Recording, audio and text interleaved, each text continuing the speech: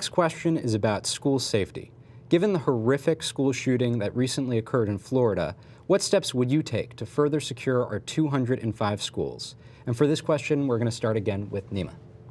So I used to live in Huntsville, Alabama, and a program that we had there was panic buttons. Now, although Alabama does not have the best rep as a state, I think that this was something that they did that was extremely revolutionary and extremely important. Why? Because we have places in our schools where cameras are not always pointed at these locations. For example, bathrooms and hallways that receive less traffic. In these places, I propose installing panic buttons so that students are able to quickly and efficiently reach the necessary authorities in times of distress.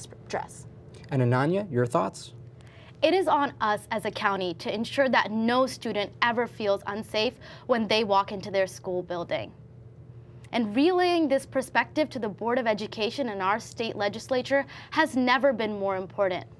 We need to work with MCPS Central Office to ensure that we employ more security personnel in our elementary, middle, and high schools so that all 161,000 of our students are safe every day. And we need to ensure that our teachers are prepared to address issues when they arise by increasing the number of active shooter drills and reverse evacuations. Now, we all know that the most effective solution to this issue is ensuring that our leaders implement some common sense gun control legislation. But until we're able to fight and continue advocating for that to be changed, we need to ensure that MCPS provides a safe school system at every one of our 40 middle schools, 25 high schools, and 133 elementary schools. Great. Although they are necessary, budget cuts often reduce funding for many essential programs and academic areas. As we move into financially tumultuous times for our county, what would you be willing to cut from MCPS's $2.5 billion operating budget? Ananya, we'll start with you.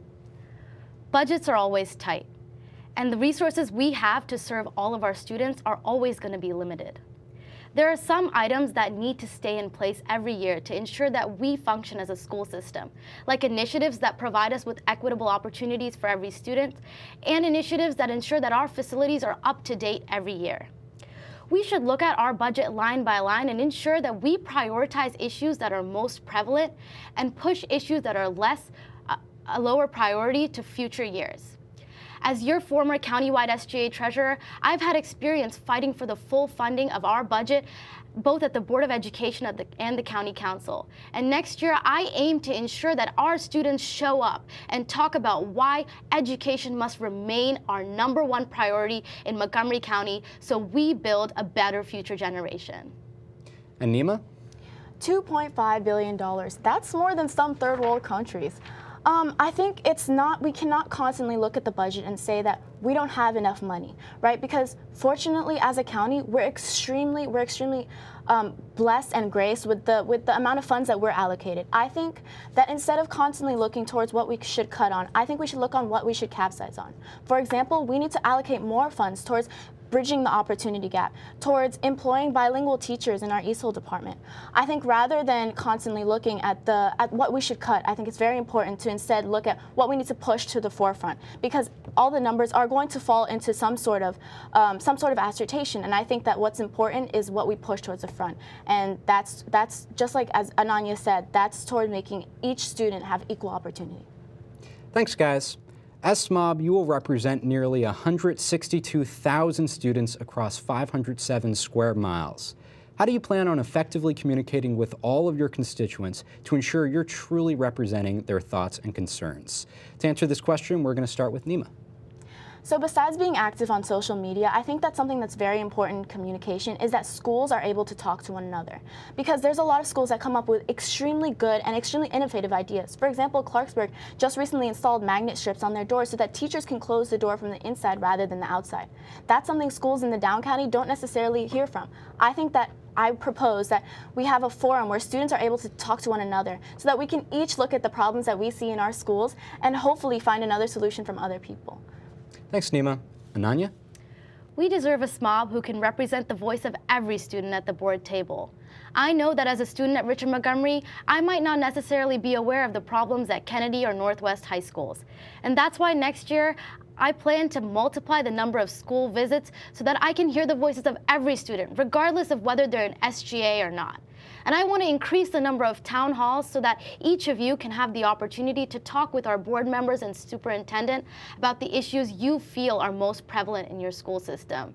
And we need to continue using the wonderful asset we have of social media to ensure that we communicate over Instagram, Facebook, Twitter, and Snapchat so that you can constantly be updated about the work that I'm doing every day for you. And we need to redefine the role of the SMOB Minute so that every student is able to see it and understand the magnitude of the work that the SMOB does. Diversity is our biggest asset in Montgomery County, and next year it's my goal to ensure that I'm able to represent the diverse voices in our county by visiting each of you. Thank you both. What do you see as your role as the student member of the board, and how will you innovate the position? How will you be different from all the past SMOBs? And for this question, we're going to start with Ananya. As your next SMOB, I plan to take an issue-based approach for each of the concerns that you have in your schools. Next year, I plan to create task forces geared specifically for the issues that each student faces in their school, whether that be the dress code, the lack of technology access, or the poor lunches.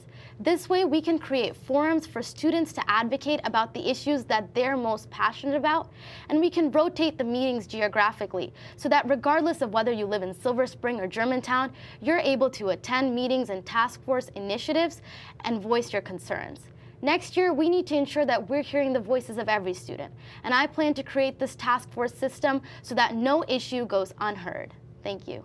Thanks. And Nima? I completely agree with what my opponent has said. I believe that as student member of the board, it's really important to remember the first letter in SMOB, and that's student. There are 7 other members of the board. Those are dedicated to adults. As student member of the board, you're representing the students, and that's what I think is extremely important. So I believe that regardless of my personal beliefs and regardless of how I feel about certain problems, the most important thing as in this position is being able to listen and hear everyone's opinion, because everyone's opinion does matter. Furthermore, on the other part of your question, discussing how I'm going to be different from other student members of the board, I believe that that's not something that we need to really capsize on.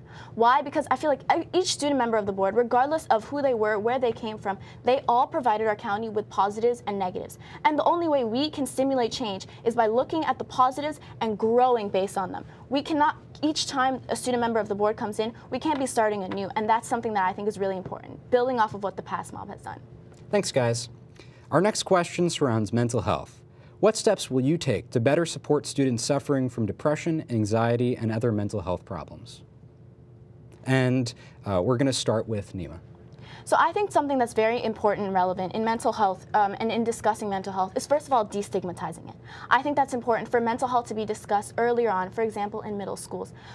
Furthermore, I'd like to instill flash passes in each school. That's when a student, for example, suffers from anxiety or any mental health concern where they need to be able to leave a situation immediately, they can just show their teacher a flash pass that says, hey, I need to get out of the situation. And yes, the question arises whether or not these would be abused, but I propose that when a student shows the teacher the flash pass, they would just be sent to the counseling office. So there would be really little space for abuse. And furthermore, I think that looking at how it's going to be abused is the balance is really different, because how it would be used properly really exceeds how it could be abused.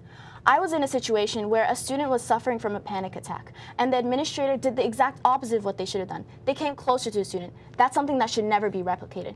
Teachers have the most contact with students, and their training needs to be reformed so that they know how to properly deal with every mental health situation. Thank you. Thanks. Ananya? MCPS is one of the best school systems in our country. But with this privilege comes a highly stressful academic environment and at-home environment where students constantly have to deal with extensive assignments, assessment, and activities. Next year, I hope to implement a homework-free weekend every semester so that we can ensure that students have a break from their academic stresses and are able to pursue things that they actually like to. And I'd also like to ensure that mental health is discussed in our health classes so that we need to destigmatize the issue and ensure that every student is aware of the resources available to them. And we need to continue hiring more counselors and school psychologists so that we have trained professionals in every one of our schools. And finally, I propose a day-long seminar each semester in all of our middle and high schools because not every student is willing to step up and have a conversation with their counselor and school psychologist. This way, we can ensure that every student is presented with access to the same mental health resources, and MCPS cultivates better mental wellness for every one of our students. Thanks, guys. MCPS enrollment is currently growing by 2,500 students a year. What creative solutions would you propose to address the facility needs across our district? And for this question, we're going to start with Ananya. MCPS provides one of the best education systems in our country, but with this privilege comes the burden to ensure that we provide for every new student that comes into our school system. We need to reform our offices to use them during school instructional time for classrooms and settings in which students can learn, so that overcrowding doesn't limit a student from getting individualized attention from their teachers. And we need to ensure that the buildings and renovations that we employ are long-lasting and ensure that we don't need to keep doing new renovations every 5 years, because let's be real, the funding for that isn't going to come out of thin air. If we ensure that our buildings have longevity, then we can relieve the issue of overcrowding for years and years to come. Nima? I agree. I think it's extremely important that we, rather than take a patchable approach towards solving the issues in our buildings and in overcrowding, we need to start from the bottom up, right? So I believe that although there are schools that are in the process of being built, and I think that's something very important, I think we need to look at schools, especially in the down county, that aren't receiving the funding that they need for renovations. For example, I heard that the water fountains at Northwood give out white water. That's disgusting. Like, that's not something I'm going to drink, and that's not something you should have to drink. I think that's important, and that's something that we can only know when we communicate with the students. So that's why I think communication is extremely important towards knowing which schools to push to the forefront of ones that need the funding immediately. Thank you both. That's all the time we have for questions today. If you'd like to hear more from our two candidates, we encourage you to invite them to your schools prior to the April 25th election. And now we're going to hear closing statements from each of our candidates. Ananya will go first. Visiting your schools and listening to your voices has inspired me to be more optimistic than ever before, that when we unite as one student body, we can make change that moves our county forward. Over the past 4 years, I've fought for you as the countywide SGA Vice President and founder of MoCo Empower to ensure that your voice is heard by testifying for more ESOL and arts education funding, by advocating for more mental health resources, and by working to refine our unfair dress codes. As your next mob, we'll continue our fight so that we can ensure every student has access to technology, fight to expand student-led initiatives like the Minority Scholars Program, and allow middle schoolers to use phones at lunch. Now is our time to rise together, to make change that meets the needs of every student. And that's why today I'm asking for your vote, so that together we can empower every student of MCPS, regardless of who they are or where they come from, to achieve their highest potential. Thank you. Thanks, Ananya. Now we're going to hear from Nima. I live in the down county and currently attend a North County school. I've moved around a lot and experienced many different walks of life. The perspective I bring to the table is one that's been overlooked and unheard for too long. This, of course, doesn't mean I can possibly know everyone's story, and that's why communication is so important to me. I've gone this long without feeling heard, and I don't want any student to feel that way again. We know where the system is failing. Now the only way we can get things done is if we work together on solving it. I want to address multiple issues that I feel need to be talked about, like mental health and student safety. It's time to bridge the opportunity gap and eliminate the 6th grade dropout dilemma. Time to reform curriculum, Black, Indigenous, Asian, and women authors so the Western lens isn't the only one we view the world with. Time to introduce the LGBTQ+ community in health and trans women in U.S. history. My policies and plans are easily achieved and lay groundwork for even more work to be done. MoCo, this is the start, the beginning, the top of the very first inning. No need for a call to the bullpen, bottom of the ninth, and we'll still be winning. What we've been through, it's worth it all, because now we know how to stand. You won't see us fall, because when it's all said and done, after all, improvement, that's this year's theme. It starts with us, it's 2018. We got to chase after the dream. I'm so proud of us, how far we came. Are you ready to join my team? Thank you, Nima and Ananya. Please remember to think about who you'd like to represent you, and be sure to exercise your right to vote on April 25th. Thank you, and have a great rest of your semester. Hello, this is shaping up to be quite an exciting SMOB election. I'm Michael Yin, president of the Montgomery County Regional Student Government Association. That's a mouthful though, so we just call it MCR for short. MCR is your countywide SGA, representing all 48,000 MCPS high schoolers. And our student-run Special Elections Committee organizes the entire SMOB election each year. As you consider who you'll vote for this year, keep in mind that as an MCPS student, you have the unique opportunity to elect a SMOB with full voting rights. With 84,000 eligible voters, this election is a huge one. Whether you're a 6th grader or a high school senior, and yes, seniors, you do get to vote, I urge you to read up on these two candidates and make an informed decision.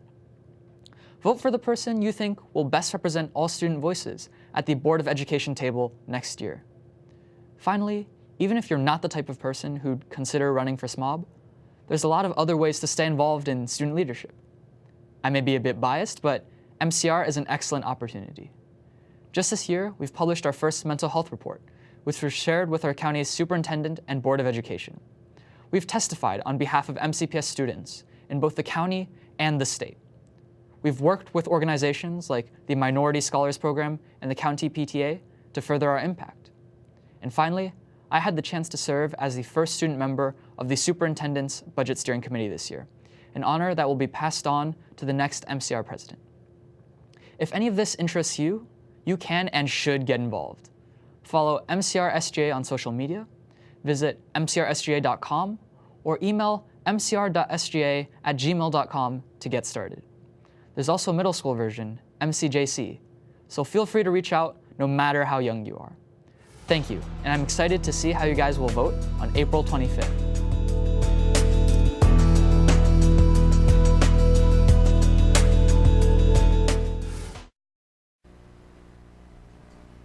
That's all for today. Thank you from Wolverine Television. 1, 2, 3. Greens.